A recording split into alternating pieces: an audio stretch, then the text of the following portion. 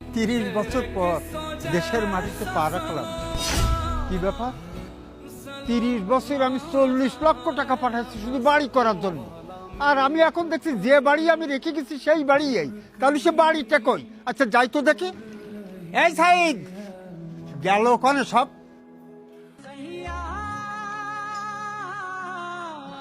বাবা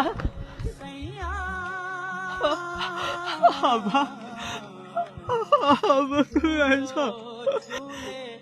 তুমি সত্যি আইছো? বাবা, বাবা তুই কাঁদতেছিস কেন? তোর তোর এই অবস্থা কেন বাবা? বাবা বড় ভাই তো এখানে থাকে না। কোথায় থাকে বড় ভাই?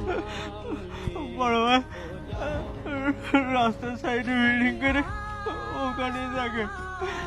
আমার দেখতে খুব কষ্ট হয়। বড় ভাই ওখানে থাকি মানে? আমি আমি আলাদা করে তোর জন্য মাসে 8,000 করে টাকা দিচ্ছি তোর সুখের জন্য। আচ্ছা ঠিক আছে, তোর এই অবস্থা আর তোর বড় ভাই কোথায় বাড়ি করেছে চল তো দেখি, একটু আমার একটু নিয়ে যাও তো। চল চল, আস্তে যা, পড়ে যাবি, চল।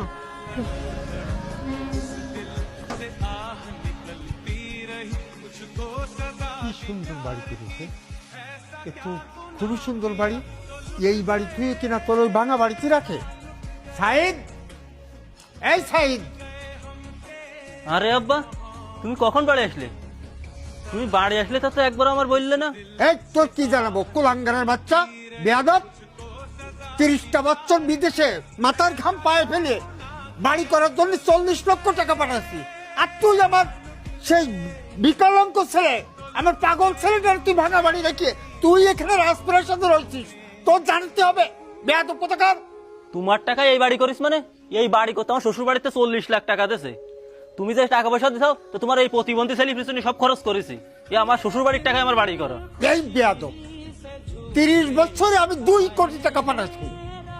এই 2 কোটি টাকা আমার প্রতিবন্ধীর পিছনে সব গেছে না বেয়াদব।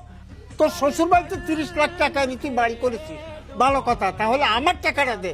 এই আমার হিসাব আজকের মধ্যে তুই বেয়াদব টাকা হিসাব দে তুই। এই শালার প্রতিবন্ধী, তোর এই বাপরে নিয়ে আমার বাড়িতে এক্ষুনি বেরু। টাকার হিসাব চাই আমার কাছে।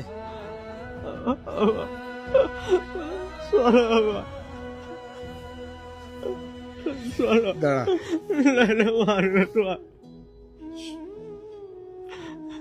তুই আমার ধাক্কা দিলি রে বাপ।